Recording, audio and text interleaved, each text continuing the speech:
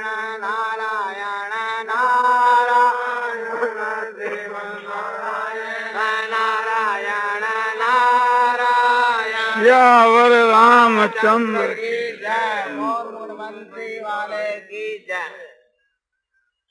आपने वैराग की बात के लिए कहा, तो वैराग की बात तो बहुत ही बढ़िया है। और वैराग जो है, सभी साधना के वहां वैराग की आवश्यकता है। बिना वैराग के बिना न भक्ति को साधन सिद्ध है, न ज्ञान को, न योग को। वैराग एक बहुत उच्च कोटि की चीज है। पूर्व के ऋषि लोग वैराग के वास्ते ही समझो कि वन में वास किया करते थे, और हम लोग जो यहाँ आते हैं वो वैराग के लिए आते हैं। नहीं तो अपना समझो कि गीता भवन का जो हॉल है उसमें तो 1000 आदमी बैठो, 8 आदमी बैठो, और एक प्रकार से बहुत ही आराम की जगह है। तो उस आराम को छोड़ करके जंगल में क्यों आते?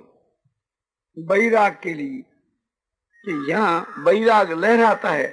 वैराग की एक प्रकार से समझो कि इस वन में जाकर प्रवेश करो कि मानो कोई वैराग के राज के वहां आ गया, और ऊपर के पहाड़ों में चले जाओ, जंगल के बीच के वहां, तो समझो कि वहां वैराग ही वैराग परिपूर्ण हो रहा है।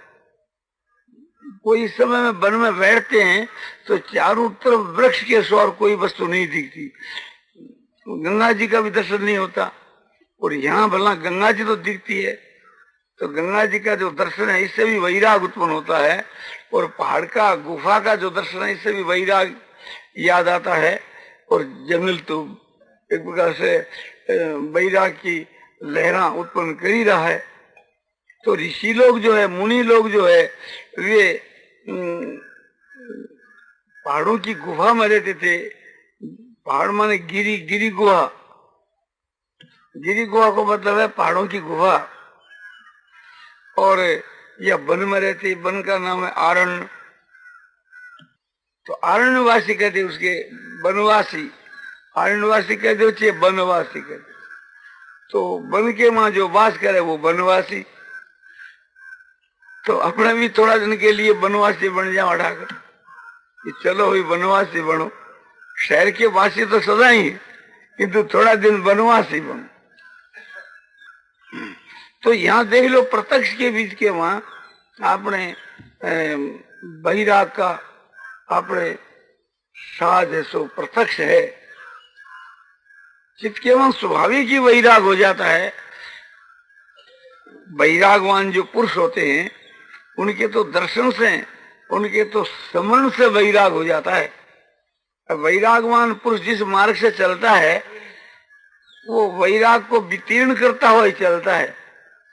जैसे कोई भाई समझो कि इत्र लगा करके चलता है, किसी के पास में किस्तूरी है और वो चलता है, तो वह किस्तूरी की जो सुगंध है उसका आपने वितीर्ण करता हुए चले, इत्र का भी वितीर्ण करता हुए चले। तो जैसे इत्र और किस्तूरी, कपूर आदि के जो परमाणु जो है सुगंधी के, तो सुगंधी के परमाणु एक प्रकार से फैल जाते हैं। तो इससे भी और ज्यादा समझो कि परमाणु होते हैं वैराग की। चेहरे की जो मुद्रा है उससे भी समझो कि आपने वैराग का वितीर्ण होता रहता है। जो वृत्त, जो महात्मा, जो पुरुष होते हैं, बीत राग जो पुरुष, जिनकी राग बीत गई, जिनमें राग नहीं है, वैरागवान। जैसे आजकल कोई जाति को कहते हैं कि विरक्त पुरुष है, अपने वैरागवान है। एक साधुओं को ही आजकल कई एक कौम को वैरागी साधु कहते हैं, वैरागी। क्योंकि वो तो एक समझो कि वेश का नाम वैराग है, असली वैराग नहीं है वो। बाहर का जो स्वांग वैराग का तो समझो कि चाय से ही बना लेता है, उसका कोई मूल्य नहीं है। असली वैराग होना चाहिए कि जो भीतर के वहां वैराग हुए, संसार के ऐसे जो विषय भोगों को जो ठुकरा देता है मन से, वो सच्चा वैरागवान है। वैरागवान की अपेक्षा है कि उनके दर्शन से दूसरों को वैराग पैदा हो जाता है। मंगलनाथ जी महाराज थे तो उनके नेत्रों में और उनके एक प्रकार से वृत्ति के वहां वैराग रहता था। वे चलते थे तो समझो कि उनके वैराग झलकता था उनके नेत्र से। जैसे स्वयं ज्योति जी थे, बड़े वृत्त पुरुष थे। हमने बहुत से वृत्त पुरुषों के दर्शन किए हैं। एक टहलदास जी साधु थे, एक प्रकार से बड़े वृत्त पुरुष, कमल घाटी में रहते थे, बूढ़े आदमी। और वहां तो बहुत से वृत्त रहते थे। वो तो वृत्तों की टोली टोली माया करती थी। समझो कि जीवन मुक्त जी, नाम उनका जीवन मुक्त जी। और उन वृत्तों के बीच के वहां एक का नाम आत्मा राम जी था, आत्मानंद, और एक का नाम हीरानंद था। ये सब बहुत वृत्त पुरुष थे। सच्चिदानंद बहुत बूढ़े साधु, बड़े वृत्त और पंडित थे। गुरुमुखदास जी वृक्षों की टोली के वहां आदमी थे सब। प्राय बहुत से मर गए, चले गए एक प्रकार से। हमने कई वृक्षों के दर्शन किए हैं। एक हरिहरनाथ जी थे और एक सफेद कपड़ा के मूला सिंह जी थे, भक्त सिंह जी थे। ये पुरानी झाड़ी में रहते थे। और ऐसे वृक्ष पुरुष संसार में बहुत कम देखने में आते हैं। पूर्व के जमाने में शास्त्रों में तो उच्च कोटि के वृक्षों की कथा हम पढ़ते हैं। कथा पढ़ने के समय के बीच में स्वाभाविक ही चित्त के वहां मनुष्य के वैराग हो जाता है। जैसे भक्ति हरि का वैराग शतक है और योग दर्शन का वैराग प्रकरण है, तो इसके पढ़ने से चित्त के वहां वैराग उत्पन्न होता है। और वृद्ध पुरुषों की कथा पढ़ने से वैराग होता है। उनका दर्शन करने से, उनको याद करने से चित्त में वैराग उत्पन्न हो जाता है। मैंने 1956 साल के वहां आरंभ के बीच के वहां मंगलनाथ जी के दर्शन चूरू के वहां लोहे की बगीचे के ऊपर किए थे। उस वक्त के वहां इनके चेहरे के ऊपर समझो कि वैराग छलकता था। दर्शन करने के लिए मैं गया था, हमारे पिताजी साथ थे और हमारे गुरुजी गणेश दत्त जी भी साथ में थे और श्री राम जी मास्टर थे।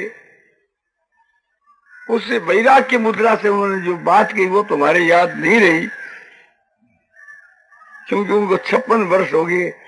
तो हम उस वक्त में बालक ही थे, हमारी 14 साल की उम्र थी, इसलिए वो बातें याद नहीं रही, किंतु वो उनकी मुद्रा याद रही, उनका चेहरा, उनका वैराग, उसे कि हमारे हृदय में छाप पड़ी। बहुत दफा हमारे हृदय में उससे ये बात पैदा होती कि हम भी विरक्त बने, हम भी एक प्रकार से सच्चे विरक्त बने। कभी तो ये होता कि घर बार को छोड़ करके और जंगल को चले जाएं। हमारे साथी थे भाई हनुमान प्रसाद पोद्दार, नहीं हनुमान प्रसाद गोविंद का, वे कभी कभी कहते वैराग की बात को, सो बोले चलो अपने जंगल में चलो। अरे जंगल में तो चले किंतु तुम ठहरोगे नहीं भैया, हमारे पल्ले बांध दोगे, तुम वापिस लौटे आओगे। अपना खूब वैराग अब हृदय में बढ़ाना चाहिए अभी। तो उस वक्त के बीच के वहां समय समय पर जो वैराग की बात होती थी तो एकदम वैराग का भाव जागृत हो जाता था। वैराग की बातों में इतना एक प्रकार से प्रभाव है कि एक दफे तो समझो कि जो व्यसन जो खानगी उसके भी चित्त में वैराग हो जाए।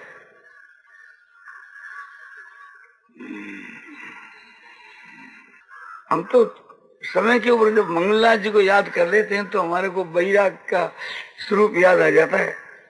और समझो कि सुखदेव जी महाराज को याद कर रहे थे।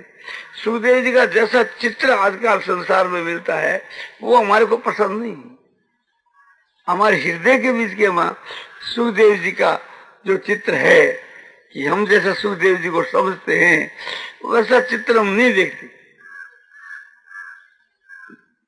वो चित्र एकदम वैराग से परिपूर्ण। उपाय क्या करें? हम चित्रकार तो नहीं, तो कैसे बनाऊं? हमारे दिल के बीच के हमारे कि वैरागवान का चित्र कैसा होना चाहिए। हमने बहुत व्यक्तियों के दर्शन किए, तो सुखदेव जी की तो बात है क्या, उनका तो नाम उच्चारण करने से चित्त में वैराग उत्पन्न हो जाता है। सुखदेव जी जिस मार्ग से चलते थे, मानो एक प्रकार से वैराग के परमाणु फैला देते थे।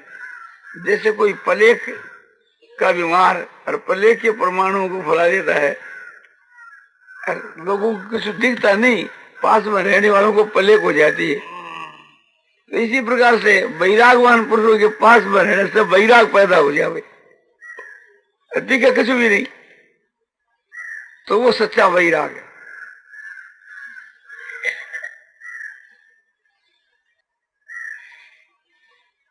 महाभारत की शांति पर्व कथा आती है कि जिस समय में वेदव्यास जी के पुत्र जो सुखदेव जी है,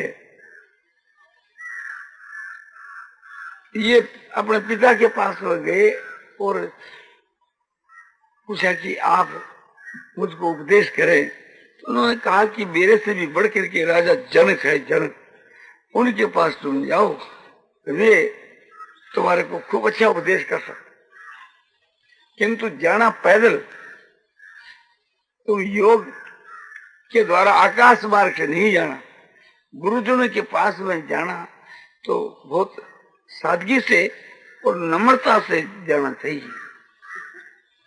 तो राजा जनक बड़े उच्च कोटि के महापुरुष हैं और उनके पास जाकर तुम शिक्षा लो। तो वे गए, राजा जनक के यहाँ खबर भेजी कि सुखदेव जी महाराज पधारे, वेदव्यास जी के पुत्र आपसे शिक्षा लेने के लिए आए। बहुत ठीक है। वे रावले के वहां जाकर के, और जवान जो औरतें हैं बहुत सुंदर है, और जिनकी 16 वर्ष की उम्र के प्रकार से ऐसी एक औरतें, उनसे जाकर कहा कि मैं तुम्हारे पास में वहां सुखदेव जी आए हैं। तो उनको एक प्रकार से अपने शरीर के मालिश करना, उठना मालिश करना, स्नान कराना, बढ़िया बढ़िया वस्त्र पहनाना, खूब एक प्रकार से उनका श्रृंगार कर, और उसके माँ ख्याल करके देखो कि आसक्ति के विषय में परीक्षा करो। तो खूब सुंदर स्त्रियां हंसती हुई और समझो कि कटाक्ष करने वाली, खूब एक मनुष्य को मोहित करने वाली ऐसी स्त्रियां, और उनके शरीर की उठना लगावे, कोई हाथा के कोई पैरा के, फिर खूब स्नान कराया मलमल करके, और स्नान करा करके फिर बढ़िया वस्त्र पहनाए। तो जैसे माँ जो अपने 2 वर्ष 3 वर्ष के लड़के को जैसे स्नान करा, वो भी रोए और हाथ पग तड़फे, पर तो कुछ नहीं, एक समझो कि यहाँ कोई पाषाण की मूर्ति हुए, उसको चाहे स्नान कराओ चाहे वस्त्र पहनाओ। जैसे कोई लक वाला आदमी हो, उसका हाथ यहाँ धर दे तो यहाँ पड़ा रहे, यहाँ धर दे तो वे एक प्रकार से कहीं हाथ के लगाते हैं, तो वही अपने हाथ को थामे, अपनी छोड़ दे, अपने शरीर का हाथ लगावे, अपनी तरफ से ही उसके ऊपर खूब एक प्रकार से चेष्टा करी, किंतु उसमें काम की गंध भी नहीं। अच्छी तरह से कपड़ा और सब पहनाया, खूब एकदम आपने खूब सेवा करी, किंतु उसके तो ऐसा है कि जैसे कोई पाषाण की मूर्ति हो, जैसे कोई आपने कपड़े का पुतला हो, और मैंने जैसे करे वैसे कर दो। उन सुखदेव जी की तरफ से कोई भी चेष्टा नहीं हुई। ये देख करके कि वो सारी खबर राजा को पहुंचा कि ये बात है। राजा ने सोचा कि इसके ऊपर कुछ असर होया। बोला क्या असर हो? कुछ भी नहीं। जोक होती नहीं अपने जोक, वो खून पर चढ़ती है, क्योंकि पत्थर पर थोड़ी चढ़े। जोग ने पत्थर पर चढ़ावे तो पत्थर पे क्या करे जो, और खून हो तो उस पर चढ़ जाए। तो उनके तो रोम रोम के बीच के वहां बैराग भरा हुआ है, ऊपर से भरी हुई है। वो तो एक प्रकार से देखते नहीं किसी को, नजर से उठा करके छूते नहीं, एक प्रकार से विरक्त एकदम नेत्रों के वहां बैराग वास करता है। तो फिर राजा जनक ने उनको अपने पास बुलाया। आप कैसे आए? बोले मैं आपसे ज्ञान सीखने के वास्ते। बोले महाराज आप क्या ज्ञान सीखोगे? आप तो बहुत उच्च कोटि के महापुरुष हो, और कि एक प्रकार से विरक्त हो, आपको सीखना कुछ भी नहीं। आप सीख ऐसा ही हो, आपके पिताजी ने मेरे पास इसीलिए भेजा है कि उनके वचनों पर विश्वास हो जाएगा बोल करके, और आप बड़े विरक्त महात्मा पुरुष हो, आपकी बड़ी ऊंची अवस्था है। तो दूसरे जीवन के वहां योग वाशिष्ठ में तो ये लिखा कि फिर ऐसी बात है तो हमारे को जो शांति क्यों नहीं मिलती है? इसलिए नहीं मिलती है कि आप अपनी अवस्था को नीचे मान रखे, इसलिए आपको शांति नहीं मिलती। आप समझते हो कि उसके आगे और भी कुछ साधन करना है। अब आपको साधन सुधन कुछ भी नहीं करना, एकांत में जाकर के ध्यान लगाओ आपने, ठीक है? जाकर ध्यान लगाया, समाधि लाभ, वह तो सब तैयारी तो थी। जैसे बिजली जब फिट हो जाती है तो फिर दबाने के साथ कुछ हो जाती है, किसी करना धरना नहीं पड़ता। तो वहां बिजली फिट ही क्षण मात्र के बीच के वहां बस समाधि लग जाए, उनका क्या। तो वे जो रास्ता चलते थे तो उनका चलना एक प्रकार से दूसरा, यहाँ वैरागवान पुरुषों का चलना भी एक अलौकिक होता है।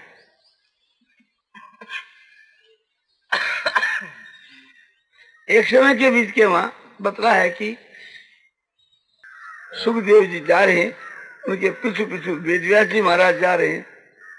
एक जलाशय आ गया, उस पर से स्नान कर रही थी। वेदव्यास जी को देख करके वे झट अपना अपना कपड़ा उठाकर पहनने लगी, शर्म करने लगी। वेदव्यास जी ने कहा कि मेरा लड़का अभी इधर में गया, खूब जवान अवस्था के विषय, उसको देख करके तुमने किसी ने भी शर्म नहीं की, लज्जा नहीं की, और मेरे को देखकर लज्जा करती हो, ये क्या बात? बोले महाराज आप भी महात्मा पुरुष हैं और आपका लड़का भी महात्मा है, किंतु इतना फर्क है कि आपको ये ज्ञान है कि स्त्रियां है, और आपके लड़के को ये ज्ञान नहीं है कि स्त्रियां या पुरुष है, पशु या मनुष्य। तो उसकी हम क्या शर्म करें? पशु भी तो रात दिन जाते हैं, हम थोड़ा शर्म करते।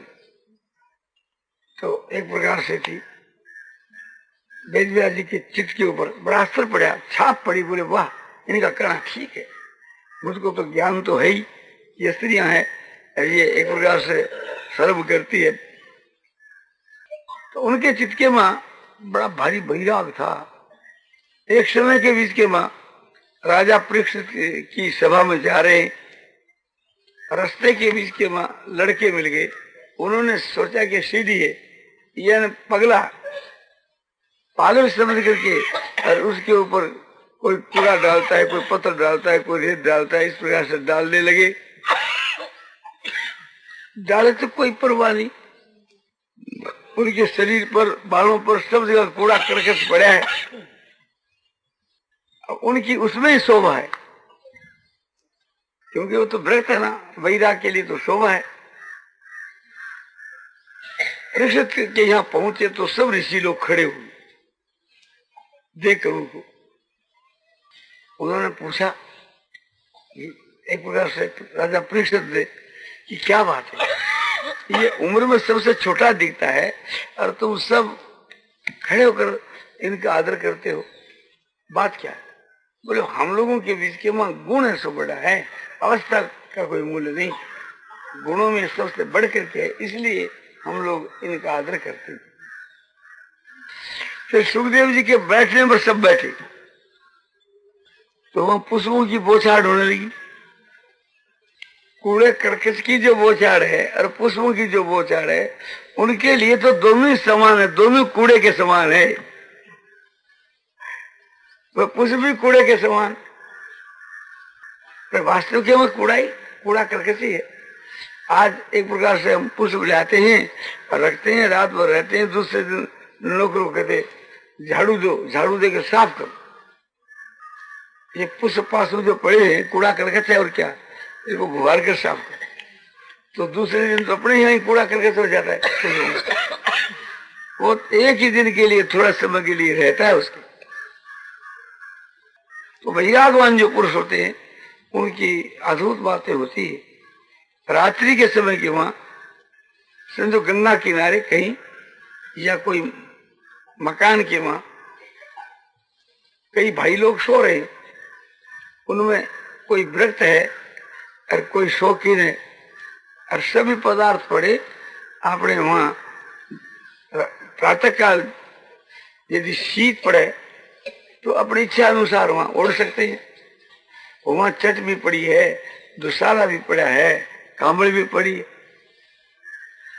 जो शौकीन जो है उसकी दृष्टि तो दुशाले पर जाएगी, वो तो उसकी तरफ हाथ डालेगा। और विरक्त है उसके हाथ में कांवल आ गई तो चट आ गई, दुशाला हाथ भी आ जाता है उसको फेंक देते हैं। आप हर एक भाई अपनी तरफ ख्याल करके देखो, जैसे स्वामी जी है और इनको आपने कह रहे कि भाई महाराज जी हम दुशाला ले हैं, ये आपके लिए जाए, आपको ये लेना ही होगा। तो स्वामी जी बोले भाई हमारे काम की चीज ये नहीं है, साधुओं के काम की, ये तो तुम्हारे गृहस्थियों के काम की है। साधु दुशाले को क्या करे, उनके लिए तो समझो कि कोई कमल हुए तो कोई हर्ज नहीं, और उससे भी और कोई मोटा वस्त्र चट हो तो भी कोई हर्ज नहीं, किंतु साल दुशाला क्या करे उसको। और इसी प्रकार से थी ये गर्द जो होती है, गर्द उसे दुशाले से ज्यादा दाम होता है उसका। समझो कि वो मुलायम होती है और दामी चीज होती है, दृष्ट आदमी तो उसको छू भी नहीं सकता। बताया जाता है कि जो गर्भवती जो भेड़ होती है उसको मार कर और उसके भीतर में से जो बच्चा निकाला जाता है, उसी के ऊपर के जो बाल है उसकी वो बनती गर्भ। ऐसा सुने हैं, देखा नहीं, तो वो तो एक महान हिंसा की चीज। ये कमल जो है इसमें हिस्सा नहीं है, क्यों? ये भेड़ की ऊन की है, और भेड़ को लोग क्यों पालते हैं कि ऊन के लिए, नहीं तो उसको पाले कौन। तो एक प्रकार से इसलिए उसमें हिंसा नहीं है, और उसके जो बाल है वो पवित्र माने गए हैं, उस पर मैला कम आता है, दूसरा उसके ऊपर दूसरे परमाणुओं का असर उस पर कम होता है।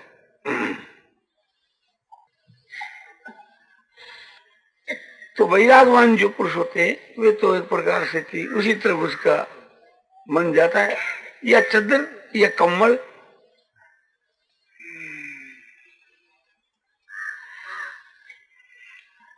तो वैराग यदि बाजार में मोल भी गए तब तो मंगा ले, बाजार में मोल नहीं मिलता। वैराग है, प्रेम है, ये श्रद्धा है, ज्ञान है, ईश्वर की भक्ति है, ये तो ईश्वर की कृपा से ये चीज तो हृदय से पैदा होती है। इन सब के पैदा होने का स्थान हृदय है, और हृदय में पैदा होकर के और नेत्रों से झलके वो चीज, चेहरे की मुद्रा पर भी वो चीज आती है, और नेत्रों से निकल करके फिर बाहर में फैले। तो जो इसके पात्र होते हैं उन पर उसका असर होता है। तीव्र जब वैराग होता है तो एक बार असर उसका अपात्र पर भी होता है। हमने जब 14 वर्ष की अवस्था के बीच में मंगलनाथ जी के दर्शन करे थे और भी साधुओं के दर्शन करे थे,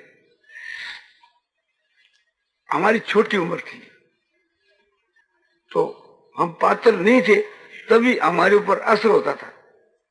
तो ऐसे हम अनुमान करते हैं जब हम पात्र नहीं थे और हमारे पर भी उस वैरागवान पुरुषों का असर होता था, वीतराग पुरुषों का, तो जो पात्र है उन पर तो जरूरी होना चाहिए।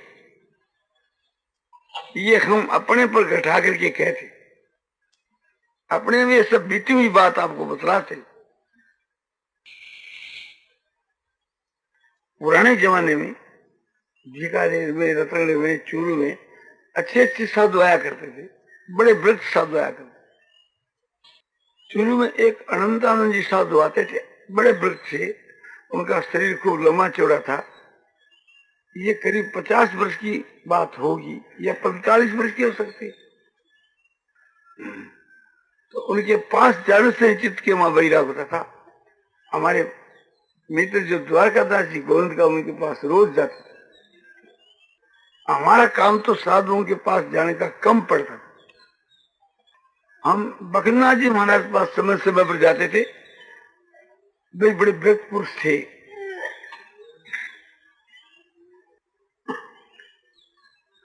तो कभी रतनगढ़ से चूरू या कभी एक प्रकार से बीकानेर से रतनगढ़ कहीं आते जाते, तो समझो फिर बस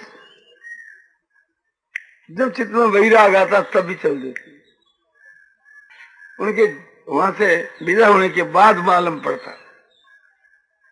उनके खोजों को चिन्ह दे करके लोग दूसरे अनुमान करते, पूछते कि भी क्या महाराज जी ने कोई बात उठाई?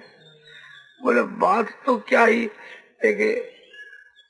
वहां के रतनगढ़ के कितने भगत आए थे, उन्होंने कहा था कि महाराज जी आप आओ, तो कहा भी देखा जाएगा, तो शायद रतनगढ़ चले गए हुए। ये ऐसा अनुमान लगाते थे। बहुत से आदमी तो कामना को लेकर उनके पास जाते और निष्काम भाव से यानी आत्मा के कल्याण के उद्देश्य से बहुत कम आदमी जाते थे। आजकल के समय के बीच की मत हो, समझो कि बहुत आदमी कल्याण के लिए आते। उस समय के वहां हम देखते थे उनके पास में बहुत से भाई लोग जाते, तो कोई तो मुहूर्त पूछने के लिए, कि मुहूर्त के लिए, कोई बीमारी की दवाई पूछने के लिए, और कोई एक प्रकार से विदेश जाने के वास्ते कि हम कौन से दिन में जावे बता भी दिया करते थे।